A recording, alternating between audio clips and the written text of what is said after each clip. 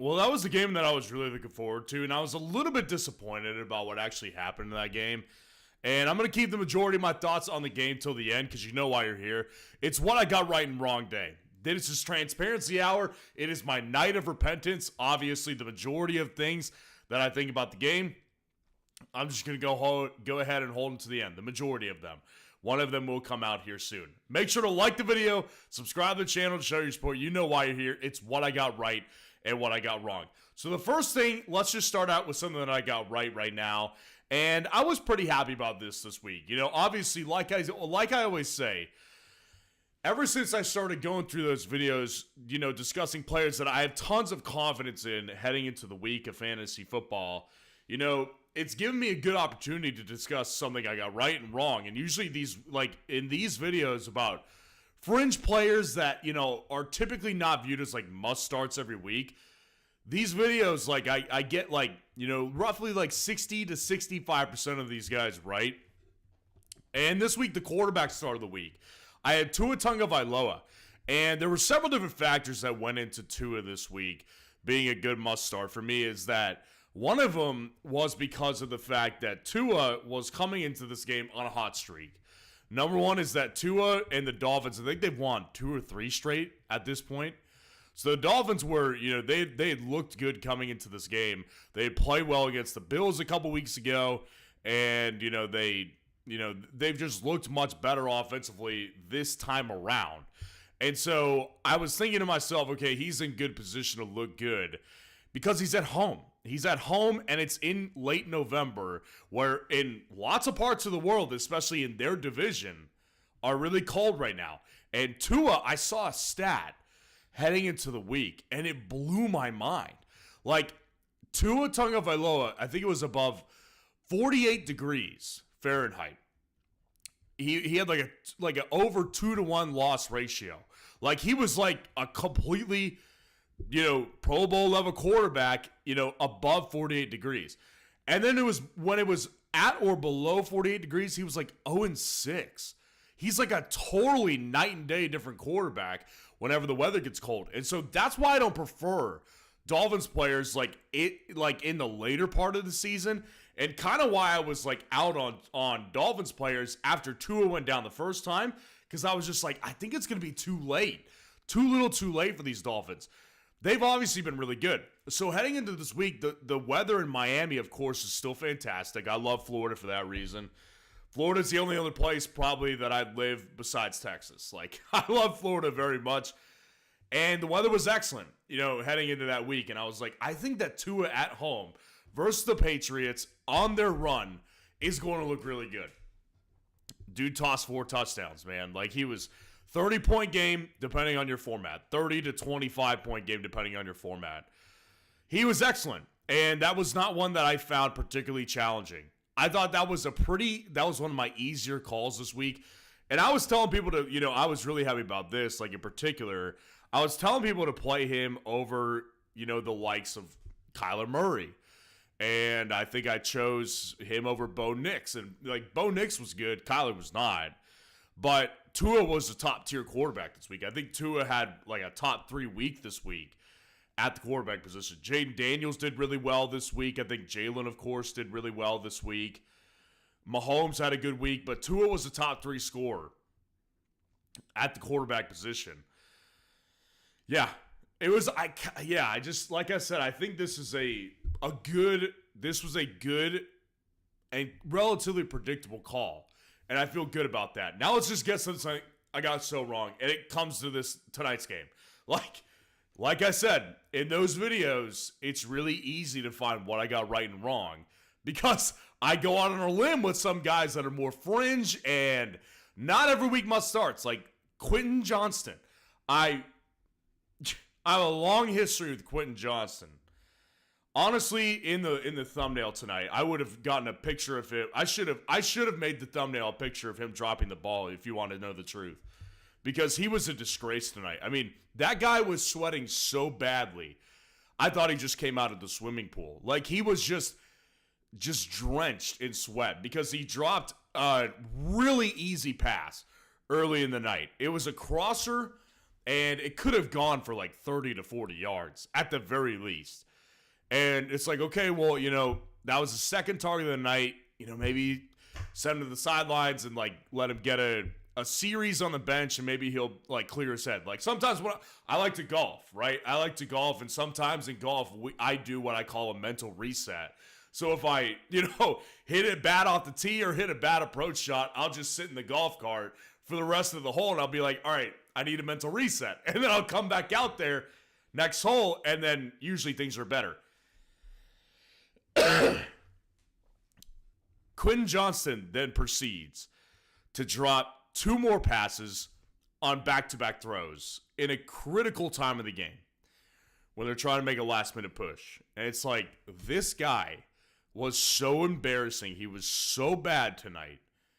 It was a disgrace. I mean, Quentin Johnston, again, I have such a long history with this guy. Like, you know how much it took me to make Quentin Johnston a must-start this past week? And he got a goose egg this week. It wasn't just like, yeah, he came away with like 1 catch for like 30 yards type of deal.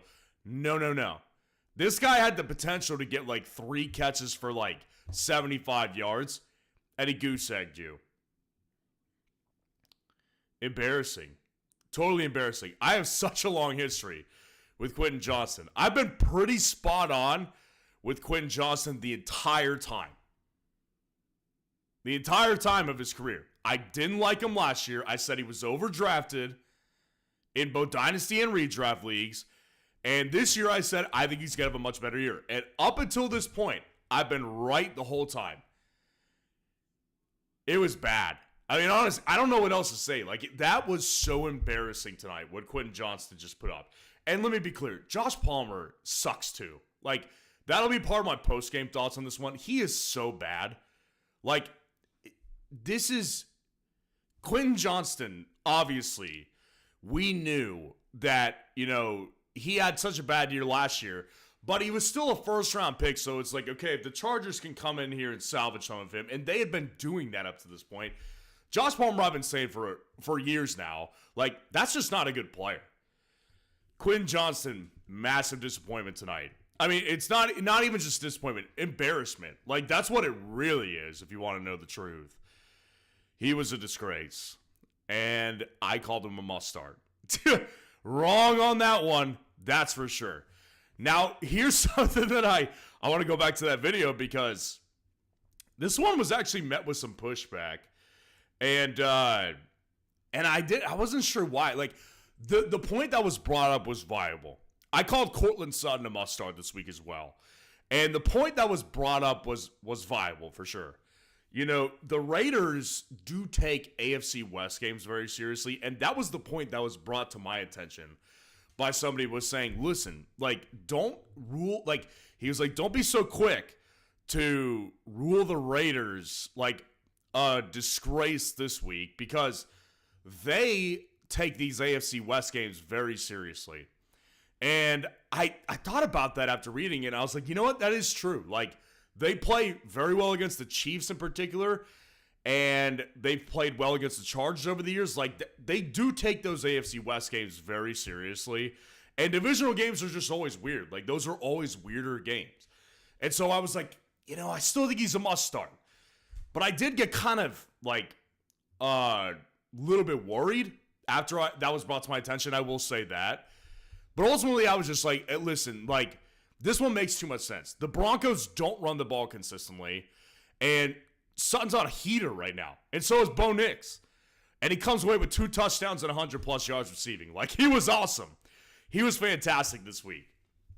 Listen, I came out with my playoff wide receiver rankings video today, and I had Sutton, I think, around, like, 18 or 20, I think. And honestly, like, a lot of people I've already seen in the comments have said, you're too low on Sutton. Like, why is he down the slow? And I think, honestly, I'm like, fair point. Like, he may end up higher at the end of the week for me.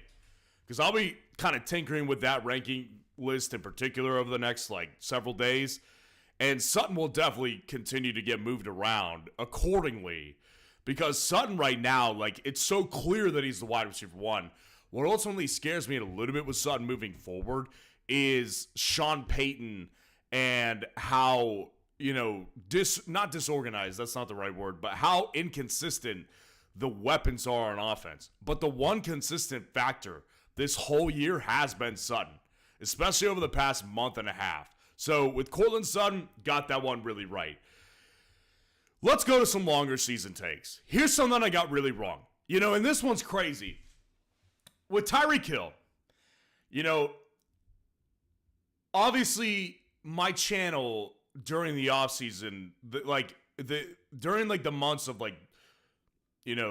the early summer videos don't get as many views as my videos do during the season, right? Because a lot of the normal fantasy football players aren't preparing that deep into advance.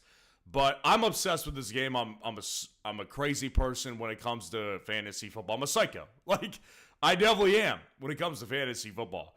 So I did a video about the age cliff for wide receivers. And on it, I was kind of going through Tyreek Hill, and I spent a very specific and special amount of time on Tyreek Hill. And I explained in that video, a lot of what I found in that video. If you want to go watch it, if you're curious about it, just hearing me talk about it is on the channel. You'll be able to find it. Age cliff for wide receivers. It got posted back in June is when I posted it. And, I think that in that video, I spent a good amount of time talking about Tyreek and why I believed that he wasn't going to hit the age cliff this year and that he was going to have a massive year and continue to prove that he was going to go from basically the Antonio Brown, the Julio Jones type of category to where those are Hall of Fame wide receiver talents. Not sure if AB will make it because the lots of other reasons, but based on football play himself, AB was a Hall of Fame player and so was Julio Jones. I was making the argument of why Tyreek Hill was going to jump from that category to the Marvin Harrison Sr. category, the Terrell Owens category, the Randy Moss category, and become a first ballot, unquestioned Hall of Fame player. And listen, there are other factors here. Tua missed, obviously, a bunch of games, and Tyreek is dealing with an injury that, whether you like it or not, this is legitimately hurting him right now. It's hurting him. I saw it. Of course, it came from ESPN. Those clowns over there, those guys. That's a pretty hilarious organization right now, or ESPN. They're hilarious, but anyways, won't say the name. Yeah, I saw one of their fantasy football experts over there on ESPN talking about how he was baffled. He's like, I can't believe it. I can't believe why are they not throwing the ball to Tyreek deep? It's dude, think about it just for 1 second. This guy has a wrist injury, and it was reported it was a torn ligament in his wrist. Think about what happens when Tua throws one of his kind of Russell Wilson moon balls to a 50-yard deep Tyreek Hill. It's going to land on that wrist, and it's going to cause so much stress on that wrist. Yeah, I wonder why they're not throwing it to Tyreek deep. There's a reason Tyreek Hill hasn't had a 100-plus yard game, but one time this year, and it was in week 1. Tyreek Hill is not fully healthy. But then it got me thinking, I was like, is this just because of the fact that I think he's 30 years old at this point. I think Tyreek is 30. He is 30. Yeah, he'll be 31 in March. Have we reached the age cliff with Tyreek Hill? It's very possible. It's very possible. So that one, I kind of look back on this one, and obviously a lot of people will say, it's hard to see that one coming when you're talking about a guy who's potentially a Hall of Famer. Probably, he will be a Hall of Famer. What happens between now and then dictates whether he's a first ballot Hall of Famer or a second or third ballot Hall of Famer. But this one, kind of, I kind of feel like I saw this one coming a little bit because I did a whole video about the age cliff. And Tyreek, I will admit, before I kind of settled on the idea that I think he was going to jump from, Antonio Brown, Julio Jones tier to Marvin Harrison, Randy Moss tier, I was worried about this one. And this one I got wrong. Now I just want to do this again. Like I'm gonna do this until people start respecting him. Chuba Hubbard is still not getting the respect he deserves. I've seen it every day. Every day I see it. Chuba Hubbard, well, Jonathan Brooks is coming back. Well, this is just temporary. I don't think this is gonna last. I think Jonathan Brooks is about to come in and be the lead back. Guys, this guy just put up a good fantasy performance versus the Kansas City Chiefs defense. The defense that's number one versus running backs in fantasy. He just put up a 15-point performance. And Jonathan Brooks had 3 carries for 7 yards. What else does Chuba have to do, honestly, this year to earn some respect? Now, I'll say this. Chuba Hubbard, obviously, if we want to specify last week, he was lower in my rankings than he has been for the majority of the year because of the fact that the matchup sucked. I was never worried about Chuba. I was never worried about Jonathan Brooks with Chuba Hubbard. That was never part of the whole process for me. Jonathan Brooks is irrelevant in my eyes. When it comes to ranking Chuba Hubbard, he's a 5 to 10% factor. A lot of it is matchup, and even he's overcoming freaking matchup at this point. I said, I will continue to say this for a couple reasons. Number one, people still aren't getting it. And number two, I said it earlier in the year. In the calendar year, I said, I'm either going to be the craziest guy in fantasy, and you could put me in the same category of gifts with Gary Busey, or I'm going to be one of the smartest people in the space. Because Chuba Hubbard was my guy, and he's been awesome this entire year. I'll leave it at that because now I have to get to the last thing I got wrong, and I think it's only fair. If I like to circle back on players I got right, because sometimes I feel like people don't get it. But I got to be fair. I got to circle back on players I was really wrong about. And this one is just going to be one of my all-time worst calls, I think. I think this may be my worst call of all time. I was actively, straying people away from drafting Saquon Barkley at cost this year. Actively doing it. It's only fair to call this one out again. This one hurts my soul because I take this very seriously. It is insane what he's doing right now. There's a couple reasons this is going to be potentially my worst call ever. Saquon Barkley this year, just in hindsight, it all made perfect sense. What he's doing now makes perfect sense. Saquon Barkley signs a big deal with the Eagles in the offseason. He's one of the best athletes at running back we've seen over the last 10 to 15 years. He also is running behind a top 3 offensive line. And I couldn't see this coming. This was a major blind spot on my part. And then the other reason is because this guy's an MVP candidate this year. Honestly. This guy is an MVP candidate. Let's see what Saquon's total yards from scrimmage are right now.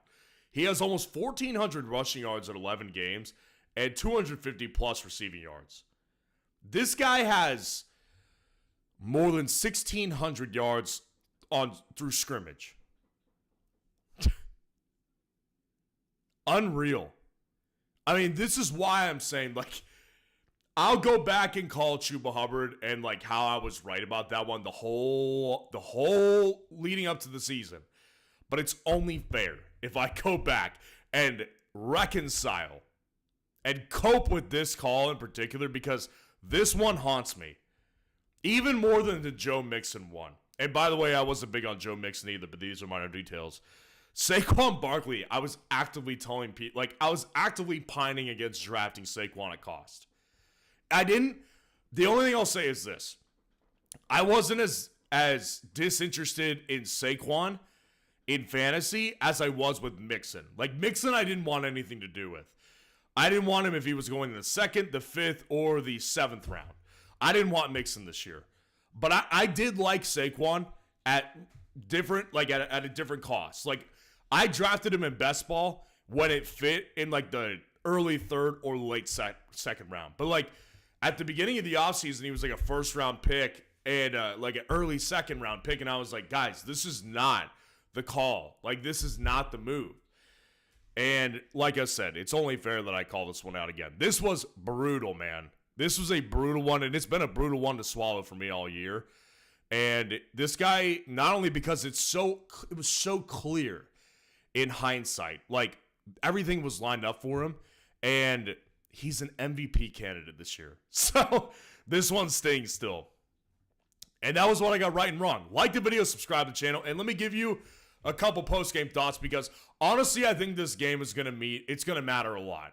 Like, the Ravens obviously in the Harbaugh end up beating the Chargers, and now John Harbaugh is 2-0 versus Jim Harbaugh. That's great. From a football perspective, I enjoyed it specifically in the first half. But if you noticed, if you watched this game tonight, everything changed. For the Chargers offense in particular, the moment that J.K. Dobbins went down. And, you know, I was watching it, and I know the exact play that it happened. Like, I can vividly picture it because I remember thinking to myself, like, the way his knee just bent, it reminds me of last year when I was watching the game last year where the Ravens were playing their first game. I think it was against the Texans last year, and J.K. was having a good game, and then he just kind of fell wrong, and he took like a wrong step, and it turned out he tore his Achilles and he was out for the year. But I remember watching it real time and thinking to myself, something's not right here. Like, that guy may have just torn his Achilles. And I just remember watching this tonight, and I was thinking, when I saw him take that hit, he got back up, and I think he ran another play, but I was like, something was not right. Like, he bent himself backwards and in a weird direction. And I was just thinking to myself, like, the potential that he just did some serious knee damage, I don't think is like 0%. And then lo and behold, he goes out and we see him walk into the locker room early. And I was just thinking to myself, like, oh God, here we go again. Because like the history with JK is so extensive, right? Like the history of knee injuries with J.K. Dobbins is so scary, and the lower body, like J.K. is like basically playing on borrowed time at this point. Like, his borrowed time is what he's playing on, because like his lower body's been through the ringer in the NFL, man. And then the report after halftime was that like he hadn't emerged from the locker room. And it was reported that like he had a massive cast on his leg. And I was just thinking, oh God, like, he's done. He's done. And as of right now, I don't have that confirmation. But I also can't tell you that he came out of the locker room. Like, I don't know if he even came out of the locker room in the second half. I didn't see his face again until like after we saw him walk to the locker room. I didn't see J.K. Dobbins anywhere on the field. This one's going to be really disappointing, man. If J.K. Dobbins is done, I think we all need to salute him. I don't want to, jump the gun on this one, but I've really enjoyed the J.K. Dobbins resurgence this year. I drafted him in a bunch of best ball leagues. I've got him in some redraft leagues. Like, if he's out, I'm going to be really disappointed. And obviously, yes, I see people in the comments, Gus Bus, you got to go pick him up. Now, I do want to say this. Kamani Vidal, the rookie running back, has been inactive when both Gus Edwards and J.K. Dobbins are playing. Now, Kamani Vidal, I think the third string has been Hassan Haskins. Now, Kamani Vidal, when he was active with Gus Edwards on the IR for that stint, Vidal was definitely the better back and more used than Hassan Haskins. Haskins has been in a more like passing downs when they need an extra blocker. So I will say that Kamani Vidal is also a name that you need to watch. Like, if you don't have access to Gus Edwards, I would say Kamani Vidal is not that far behind. Because the one thing is clear with Gus. Like, Gus is not the same player. Like, Gus had been used in short yardage situations, and he's not the same explosion that he once had, and he's not a pass catcher. So Vidal is definitely a viable pickup as well. But, the other thought was that, like, this whole offense crumbled. Like, there was no longer a threat of the run. And they, like, kind of abandoned it. Now, at that time, like, they were starting to get behind the 8 ball when the Ravens started scoring. Like, their defense couldn't hold the Ravens any longer. But this offense, like, completely looked different, and they were lacking a key piece of that offensive identity. J.K. Dobbins has been a bigger deal to the Chargers than a lot of people have been giving him credit for. And it bled into the receivers, and that's, a perfect segue. Because outside of Ladd McConkey, the Chargers are cross your fingers of receivers. I mean, I've banged on Josh Palmer for a long time now. Like, Josh Palmer, that guy, I think that, like, I could pick several people out of a lineup to just go on a football field, and they would have better ball skills than Josh Palmer. Like, Josh Palmer, and Aikman was, like, giving him pats on the back all night tonight. He was like, oh, he ran a great route there. He's a really top-tier route runner. They've got Ladd McConkey and him. It's a really great route running room. It's like, dude, this guy, I don't care if he runs good routes. By the way, they're not that good. They're not bad, but they're not that good. And he can't catch the ball. Like, it's not even that he can't catch. He has no ball skills. And I've pointed this out for a long time. That's why I never give him the time of day. Like, I don't give him the time of day because he doesn't deserve it. And then we've got Quentin over here who is like, he had been hitting his stride. And then he just looks like last year all over again. It was embarrassing. Ladd McConkey is obviously the best receiver there. But tonight was clear and obvious evidence that this offense is so centered around J.K. Dobbins. Everything works off the run. And missing J.K. tonight was enormous for this team. And I didn't expect it to be this big. I did not expect it to be this big. But his impact on this team was crystal clear tonight. And those are my thoughts of the game. All right, we'll do a couple questions because I see we've got some super chats waiting. I appreciate y'all's patience. Like the video, subscribe to the channel if you haven't already. Ismail, what's going on? Appreciate the super chat. Wanted one catch from Quentin Johnston. Lost by .27. Oh, that is so brutal. Yeah, it's so crazy, man. I have a buddy that he's like he's a family friend of mine. Watch football very much, but he's in a league with some of his buddies that he plays basketball with. And it was between Rashad Bateman and Quentin Johnston tonight, and I chose Bateman for him. And he was texting me. He texted me at one point tonight. He was like, dude, heading into tonight, I was up by 20, and my opponent had Derrick Henry and I think it was like Will Dissly, something like that. He was like, I thought I was going to win. Quentin Johnston has 0 points, bro. What the heck? And I was like, dude, I know. Like, it was so bad. And, like, as I was texting him, Quentin Johnston had just dropped 2 balls straight. And I was like, dude, this is embarrassing. Like, yeah. Embarrassing night for Quentin Johnston. Like, that was on a national stage. He looked pathetic. It was a total disaster. That guy was sweating so badly. Like, you know that gif of the cat that, like, has its, like, eyes really wide, and it's like he's having flashbacks. It's like, that's what Quentin Johnston was thinking about last season tonight. It was embarrassing. Appreciate the super chat. I feel your pain on that one. Arjun Parashar, what's going on? Appreciate the super chat. Would you trade Devonta Smith for White? My running backs are Stevenson and Tracy. Wide receivers are Wilson, Marvin, and CD. No, I would not do that. Rachaad White he's a sinking asset.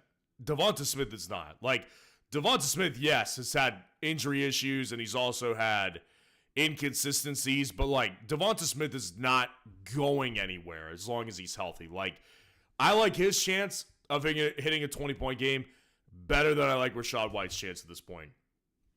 Like, Rachaad White had kind of a window where he could capitalize on while Evans and Godwin were both out. Well, now that Evans is back, it completely wipes away White's receiving upside. Not completely, but like, it puts a huge dent in it for sure. And Bucky looked better. He looked better. Like, by far. On everything. Carries, he's looked better than him all year. Like, that's not a surprise. But he looked better than him in the passing game. So, I think if you do that trade, you're getting fleeced a little bit. Like, Devonta Smith will have some doubt. Like, there's no question. Like, I don't want to make it sound like Devonta Smith is going to be great the rest of the year. Like, he won't be. The chances are good he'll probably bust on you, a couple more times this year. But, like, Rachaad White, his ceiling has just gone down because of this whole Mike Evans thing. Yes, he got in the end zone yesterday, but, like, you take out that end zone trip, Rachaad White was not just mid. I mean, he was not very good. Like, he had one catch for 10 yards and 37 yards on the ground. Like, his upside is no longer in the 20s. It's more so in, like, the 15, 16 category. And that's, like, a rare occasion, I think, in the future when he hits. I'd hold on to Devonta Smith for sure. Appreciate the super chat. Luca Magic, what's going on? Appreciate the super chat. Can't believe I might have to move on from Connor. Yeah, I'll say this. Like, obviously, I'm lower on Connor right now. And Connor, I've been kind of defending him all year. Like, James Conner, I've kind of had his back. And, this channel was not nearly as big years ago when I was kind of anti-James Conner.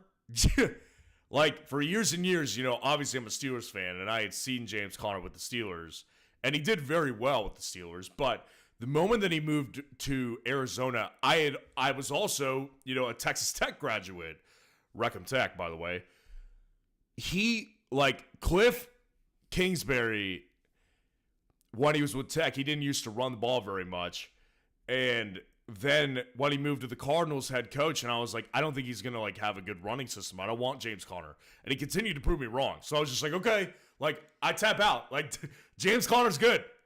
And this year I've been defending him, and kind of like I'm on the side of, like, listen, James Conner is obviously not a bad fantasy player right now, but